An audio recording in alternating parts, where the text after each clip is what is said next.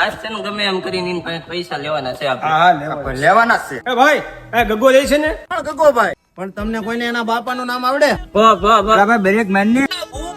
ગગો જરાક એના બાપા જરાક ઓને ધોતી પહેરે ને ખૂણામાં. હાલો વાંધો નહીં, હાલો, હાલો. હા કાકા આવ્યો તો હા બોલવાની શું હતું?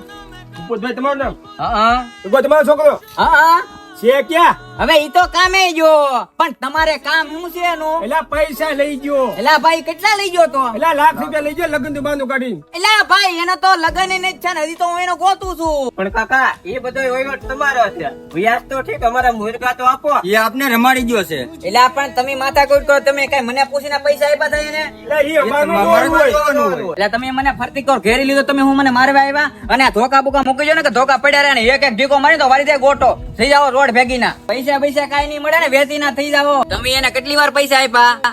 હોતો તો આવ્યો ને એટલે અમને દી આવી છીએ એટલે અમે એને પૈસા આપ્યા. સારું તો હવે મને પૂછ્યા વગરના પૈસા નો આપતા, અને હું ગગાને ફોન કરી લઉં.